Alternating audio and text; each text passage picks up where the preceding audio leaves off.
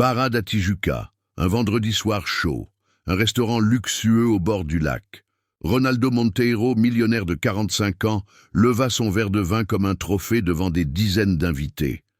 À ses côtés, Clara, sa femme depuis 35 ans, tenta de sourire, mais ses yeux larmoyants trahissaient déjà la douleur. Soudain, Ronaldo tapota légèrement le verre avec sa cuillère et, sur un ton de célébration feinte, lança « Trinquons à la vie ». Même si certains ici ne peuvent pas continuer, les regards se croisèrent. Le silence s'abattit sur la salle. Clara baissa la tête, mais Ronaldo ne s'arrêta pas. « Ma femme ne peut pas me donner d'héritier. Une femme stérile ne sert pas à grand-chose. » Des rires gênés éclatèrent parmi certains invités. D'autres détournèrent le regard, incapables de supporter la cruauté de la scène. Clara essaya de lui tenir la main et murmura doucement « Ronaldo, s'il te plaît, ne fais pas ça ici !» Mais il repoussa sa main avec dédain et ajouta « Si tu ne peux pas remplir un berceau, sois au moins ma décoration. » Le cœur de Clara se brisa. Une larme coula, mais elle l'essuya rapidement. L'humiliation, cependant, n'était pas terminée. Au fond de la salle, sa belle-mère, Donna Béatrice, se leva et décida d'ajouter du venin à la blessure. « J'ai toujours dit que cette femme n'était pas bonne pour mon fils. Elle ne m'a jamais trompé. Belle, certes, mais vide, sans avenir. Je veux des petits-enfants, Ronaldo, et tu ne peux plus perdre de temps. » Les invités échangèrent un regard stupéfait. C'était comme si la mère et le fils avaient répété cette cruauté publique. Clara se leva brusquement, laissant tomber sa serviette par terre. Sa voix tremblante s'échappa en un fil. « Tu ne sais pas à quel point je me suis battu. Chaque examen, chaque prière. » Mais Ronaldo rit bruyamment, l'interrompant. « Se battre? On ne peut pas lutter contre la nature, Clara. Et la tienne a échoué. » Le serveur s'approcha, offrant du vin, mais ses mains tremblaient aussi à cette vue. Clara sortit précipitamment, traversant la salle sous des regards emplis de compassion et de honte. Sur le parking, son amie Elena tenta de la soutenir. « Ne les laisse pas te détruire, Clara. Tu vaux bien plus que ce qu'ils disent. » Mais Clara ne put répondre. Le poids de cette humiliation publique semblait l'étouffer. Ronaldo, toujours à l'intérieur du restaurant, posait pour les photos comme si de rien n'était. Pour lui, ce n'était qu'une nouvelle démonstration de pouvoir. Son amante, déguisée, assise à quelques tables de lui, souriait malicieusement. Tout cela ressemblait à un spectacle mis en scène pour écraser Clara devant tout le monde. Dehors, le vent de Barra apportait l'odeur de la mer mêlée de larmes. Clara leva les yeux vers le ciel étoilé et murmura « Je ne suis pas leur faute ». Au fond d'elle-même, au milieu de la douleur et de la honte, une étincelle de force naissait. Elle ne savait ni comment ni quand, mais cette nuit ne serait pas la fin. Ce ne serait que le début d'une nouvelle histoire, marquée par la dignité qu'il ne pourrait jamais lui enlever. Le lendemain de l'humiliation, Clara se réveilla, les yeux encore gonflés. La scène de la veille la hantait. Ronaldo levant son verre, les rires étouffés, sa belle-mère se moquant comme si elle était la juge de sa vie. Elle descendit de son appartement de Barra da Tijuca et trouva Ronaldo dans le salon, en peignoir, feuilletant les journaux. Sans lever les yeux, il dit « J'appelle mon avocat aujourd'hui. Je veux en finir. J'ai besoin d'une femme qui me donne un héritier. » Clara sentit ses jambes trembler. Elle tenta de protester. « Ronaldo, le mariage ne se résume pas au « enfant. Je t'aime, je peux te rendre heureux autrement. » Mais il la coupa froidement. « Le bonheur sans héritage n'existe pas. Tu ne me sers plus à rien. » La semaine suivante, les papiers du divorce étaient prêts. Chez le notaire, Ronaldo signa précipitamment, comme s'il finalisait un contrat. Clara garda le stylo quelques secondes avant de signer. Un greffier remarqua sa main tremblante, mais elle prit une grande inspiration et conclut. Sans rien exiger, sans demander d'argent, elle dit simplement adieu à la vie de luxe qui n'avait jamais vraiment été la sienne. Sur le parking, Ronaldo se moqua même « Bonne chance pour survivre sans mon nom de famille ». Clara est partie, avec une petite valise et le cœur brisé. Son amie Helena lui a proposé un abri temporaire, mais Clara voulait s'éloigner de tout. Elle a décidé de déménager dans une ville plus petite où elle pourrait reconstruire en silence. Dans le bus traversant le pont Rio-Niterói, elle contemplait la baie et se demandait comment la vie avait pu changer autant en si peu de temps. Dans sa nouvelle ville, Clara trouva un emploi de réceptionniste dans une clinique. Le salaire était modeste, mais chaque centime était le fruit de son travail acharné. Au début, elle pleurait en secret, se souvenant de la pièce vide où le berceau n'était jamais utilisé. Mais peu à peu, le rythme de la clinique l'enveloppa. Elle vit des mères avec leurs enfants, des personnes âgées, fragiles, des familles entières. Et à chaque sourire qu'elle adressait, elle redécouvrait une part d'elle-même.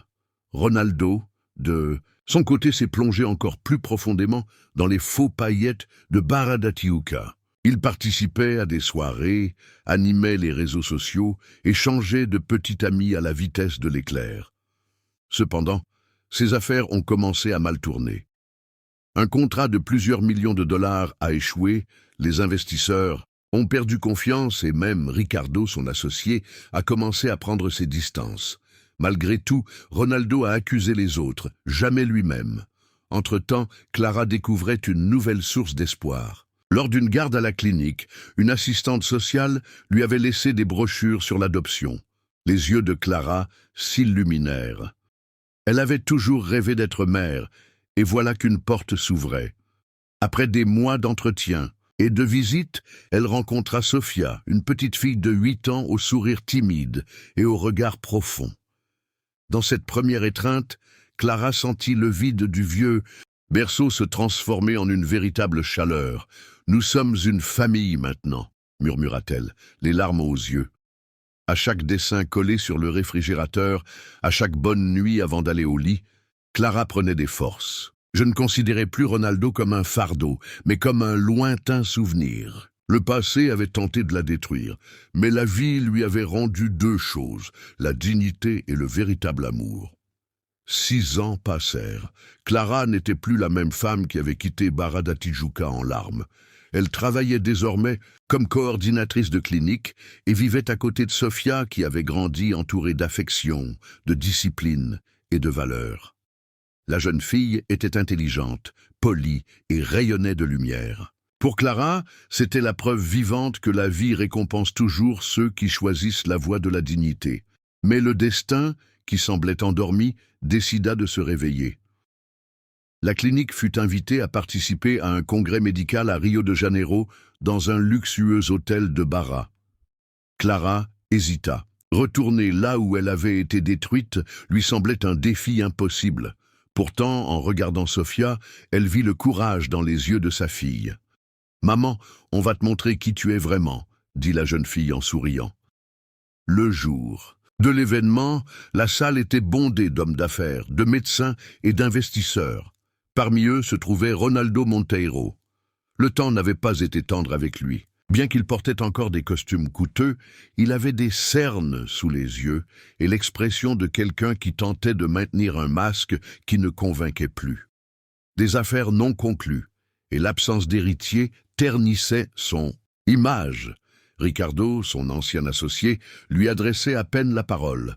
Clara entra dans le hall, vêtue d'une robe simple mais élégante. Sofia lui tenait la main, fascinée par la grandeur du lieu.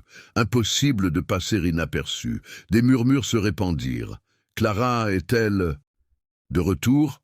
demandèrent certains. Ronaldo se retourna et, l'espace d'un instant, il lui sembla apercevoir un fantôme. La femme qu'il avait rejetée était là, debout, souriante, accompagnée d'un enfant qui ressemblait à un miracle. Submergé par une fierté blessée, Ronaldo s'approcha. « Tu es venu pour te la péter ?» demanda-t-il sarcastiquement. Clara prit une grande inspiration et répondit calmement. « Je suis venu te montrer que la vie continue, Ronaldo, et que j'ai trouvé ma place, même quand tu as essayé de m'effacer. » Sofia, curieuse, fixait l'homme, ne comprenant pas qui il était. Ronaldo, mal à l'aise, insista. « Et cette fille, à qui est-elle? Elle ne peut pas être ta fille. » La phrase résonna dans la pièce, attirant des regards attentifs. Clara se contenta de sourire. « Cette question ne t'appartient pas, mais je peux t'assurer qu'elle m'appartient à tous égards. Parce qu'être mère, ce n'est pas seulement une question de biologie. C'est une question d'amour, d'attention et de vérité, des choses qu'on n'a jamais su offrir. Ronaldo perdit le contrôle et tenta de la ridiculiser à nouveau, mais le public, jusque-là complice de ses célébrations, voyait maintenant un petit homme debout devant une femme qui rayonnait par elle-même. L'organisateur de la conférence a demandé le silence, mais tout le monde parlait. Ricardo s'est approché de Clara et, d'une légère poignée de main, lui a témoigné son « Respect, tu as gagné, Clara. Il ne s'en rend juste pas encore compte. » Ronaldo s'est figé, la honte l'envahissant. Le passé qu'il pensait avoir enterré était devant lui, plus fort que jamais. Cette nuit-là, Clara comprit que le destin lui avait donné une chance. Montrer à tous que sa vérité était plus grande que toute humiliation. Mais le meilleur restait à venir.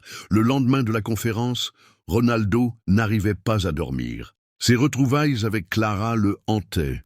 Son regard ferme et serein contrastait avec l'insécurité qu'il tentait de dissimuler. L'image de Sofia, souriante et pleine de vie, ne quittait pas son esprit. C'était comme si la vie lui avait imposé ce qu'il avait toujours désiré sans jamais l'avoir atteint, une vraie famille. Déterminée, Clara prit rendez-vous à la clinique. Elle appela Ronaldo et Ricardo pour discuter.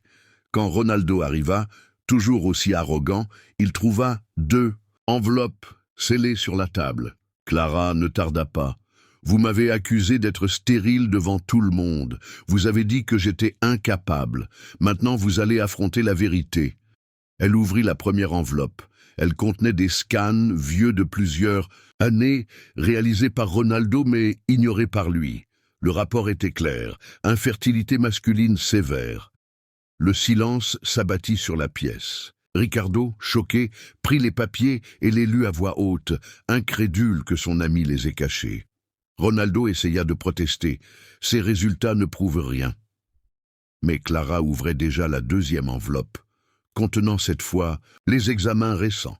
Même conclusion, Ronaldo était véritablement responsable du fait qu'il n'ait jamais eu d'enfant. Le masque était tombé. L'homme qui s'était toujours vanté de son pouvoir et de son héritage se retrouvait désormais petit, démantelé face à des preuves irréfutables. Clara parla avec fermeté. « Tu m'as détruite pour protéger ta fierté.